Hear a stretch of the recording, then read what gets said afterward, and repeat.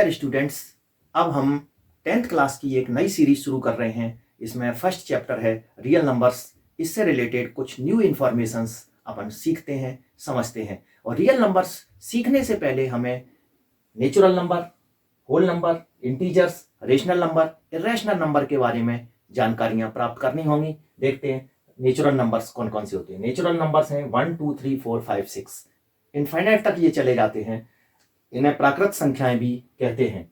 अब whole number की बात करते हैं। होल नंबर्स हैं 0 1 2 3 4 5, इनफाइनाइट तक जाएंगे ये, इन्हें पूर्ण संख्याएं कहते हैं। इसके बाद हम बात करेंगे इंटीजर्स की। इंटीजर्स में डॉट डॉट -3 -2 -1 0 1 2 3 4 इनफाइनाइट तक, अर्थात सभी नेगेटिव नंबर्स, जीरो और पॉजिटिव नंबर्स इंटीजर्स के अंतर्गत आते हैं, इन्हें पूर्णांक कहते हैं। अब हम रेशनल नंबर की बात करेंगे। बड़ा इंपॉर्टेंट टॉपिक है ये रेशनल नंबर। हमने पिछले वीडियोज में भी आपको अच्छे से एक्सप्लेन किया हुआ है। ये इसकी डेफिनेशन है x such that x equals to p upon q, p belongs to z, q belongs to z, q is not equals to 0। p और q दोनों ही आपके इंटीजर्स होना चाहिए। इसमें कंडीशन है कि q 0 नहीं होना चाहिए, अर्थात डिनोमिनेटर में 0 नहीं होना चाहिए। ऐसी नंबर्स को हम रेशनल नंबर्स कहते हैं। अब हम बात करेंगे इर्रेशनल नंबर की। रेशनल नंबर्स के एग्जांपल्स भी देख लेते हैं। 2/3, 4, 0, 4/3, ये सब रेशनल नंबर के एग्जांपल्स हैं। देखिए सारे p अपॉन क्यू के फॉर्म में। 4 आपको दिख रहा है, ये p अपॉन क्यू के फॉर्म में नहीं दिख रहा होगा, क्योंकि 4 को हम 4 अपॉन 1 लिख सकते हैं, तो ये p अपॉन क्यू के फॉर्म में हो जाएगा। 0 0 अपॉन 1 के फॉर्म में हो जाएगा, तो ये p अपॉन क्यू की फॉर्म हो गई। अब अपन इर्रेशनल नंबर की बात करेंगे। ए number is called irrational if it cannot be written in the form p by q, where p belongs to z, q belongs to z, q is not equal। General बात इसमें अपन समझ सकते हैं कि जो नंबर रेशनल नंबर नहीं है उन्हें हम इर्रेशनल नंबर कहेंगे, और रेशनल और इर्रेशनल दोनों को मिला देंगे तो उनसे बनेगा रियल नंबर, जो हमारा ये चैप्टर है, स्टार्टिंग है। तो देखते हैं, अब हम रियल नंबर पे भी बात करेंगे। कुछ एग्जाम्पल देख लेते हैं इर्रेशनल नंबर के। ये देखिए √2, √3, √5, √10, इस प्रकार की जो नंबर्स हैं वो इर्रेशनल नंबर कहलाती हैं।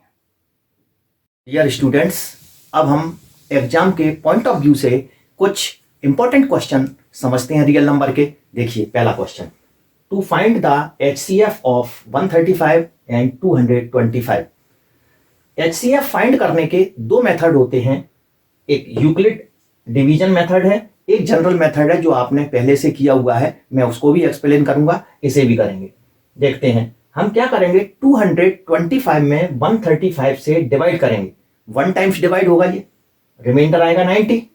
हम इसको प्रॉपरली लिखेंगे यूक्लिड डिवीजन मेथड के फॉर्म में। 225 इक्वल्स टू 135 इंटू 1 प्लस 90। अब हम 90 से डिवाइड करेंगे 135 को।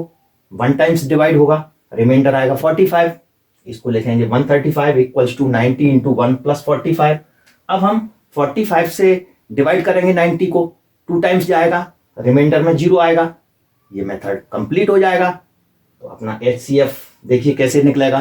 225 और 135 का HCF फाइंड करना था। अब 135 और 90 का करना है इस सेकंड लाइन में। फिर थर्ड लाइन में हमने यहाँ 90 और 45 को लिया, डिवाइड किया, रिमाइंडर 0 आ गया, मेथड कंप्लीट हो गया। 45 से डिवाइड किया था, इसलिए 45 इस मेथड से आंसर है। अब हम सेकंड मेथड की बात करते हैं। हमने 135 के फैक्टर कर लिए। देखिए 3 से डिवाइड किया, 45 आ गया। 45 को 3 से डिवाइड किया, 15 आ गया। 15 को 3 से डिवाइड किया, 5 आ गया। इधर 225 को किया 3 से डिवाइड, 75 आ गया। 3 को 75 से डिवाइड किया, 25 आ गया। 5 से 25 को किया, 5 आ गया। अर्थात फैक्टर हो गए हमारे किसके, 135 के फैक्टर हो गए 3 इंटू 3 इंटू 3 इंटू 5।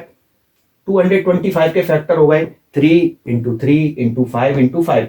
अब देखिए हम कॉमन देखेंगे। 3 कॉमन आ रहा है दोनों में, आपका 3 इधर से भी आ रहा है कॉमन, 5 भी आ रहा है।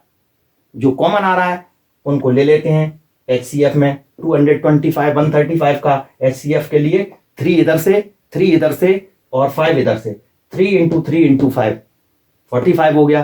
देखिए इधर से भी 45 आ रहा था, इधर से भी 45 आ रहा है, दोनों मेथड राइट हैं। जिस मेथड से पूछा जाएगा उस मेथड से हम कर देंगे, लेकिन ये जो जनरल मेथड है जो हमने प्रीवियस क्लास में सीखा है ये हमें वेरिफिकेशन के काम आएगा, इसलिए हमें दोनों मेथड सीखने चाहिए, समझने चाहिए। इस टाइप के अन्य क्वेश्चन अब आप इजीली कर सकते हैं। डियर स्टूडेंट्स, अब हम रियल नंबर से रिलेटेड एक और क्वेश्चन देखते हैं। To find the LCM and HCF of 12, 15, 21 by prime factorisation method. देखिए 12 के फैक्टर करेंगे हम, 2 से डिवाइड करा 12 को 6 आ गया, फिर 6 को 2 से डिवाइड करा 3 आ गया, 3 को 1 टाइम्स चला जाएगा। अब हम 15 के फैक्टर करेंगे, 3 5 जा और 5 1 जा। 21 के फैक्टर किए, 3 7 जा 21, 7 1 जा 7। देखिए फैक्टर हो गए 12, 15 और 21 के। 12 के फैक्टर 2 × 2 × 3, 15 के फैक्टर 3 × 5, 21 के फैक्टर 3 × 7।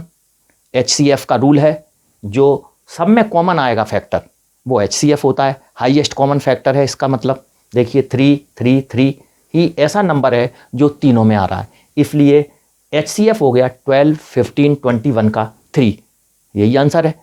अब हमें LCM भी फाइंड करना है, लीस्ट कॉमन मल्टीपल, लघुत्तम समापवर्ती कहते हैं, जबकि HCF को महत्तम समापवर्ती कहते हैं।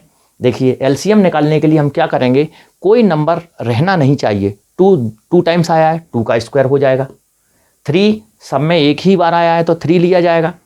5 लेना है हमें, 7 लेना है। देखिए 2 का स्क्वायर 3, 5 और 7 सबका मल्टीप्लाई कर लेंगे, 420 आ जाएगा। ये इसका LCM है।